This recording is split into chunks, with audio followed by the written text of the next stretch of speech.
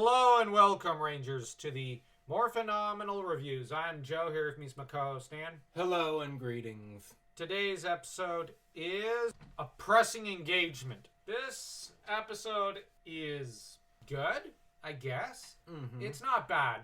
Basically, Jason wants to beat a bench press record at the juice bar and in his high school. He's having to also battle in a way with Kim, who is all for him doing this, but then she loses interest and starts blowing her bubblegum into a large bubblegum balloon, I guess. Everybody gets distracted by that for some reason. Zach shows up and causes it to pop when he scares her. When he scares her while he's skateboarding inside.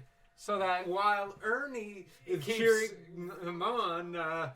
Then he gets distracted by cheering on Kim for the bubblegum thing. But Ernie keeps losing count when he's supposed to keep count. Kim's not keeping count. And Zach was wanting attention. So that Jason fails to beat, Bulk's bench pressing record. Zach, feeling bad, apologizes to the other two.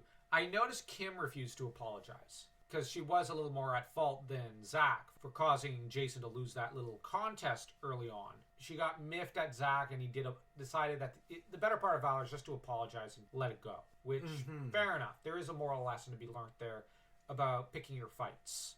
Yeah.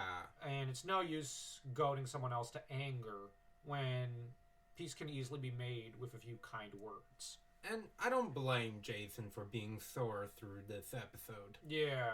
Other people essentially sabotaged him. Yeah. The episode goes from there into Jason wanting to prove himself. Now, he does try to cooperate with Kim and Zach.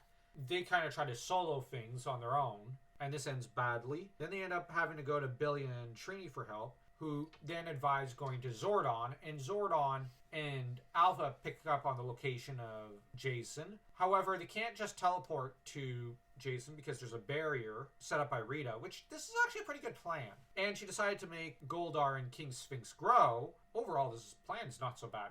The thing is, though, Zordon decides to turn the Rangers that are not with Jason into energy cubes, or crystals, kind of entrapping them in their own morphing energy, and send the cubes there because he's able to create a small, teeny tiny hole in the barrier. And Jason ends up picking up the crystals, tossing them. Once the crystals break, out comes his friends already morphed. This was a very risky idea, because what if one of the enemies were to pick up the crystals? They'd be trapped in them forever.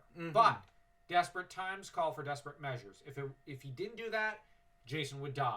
So Zordon obviously chose well, and the episode ends with Jason winning the bench pressing contest. Yeah. Which, moral lesson there. The episode isn't so bad.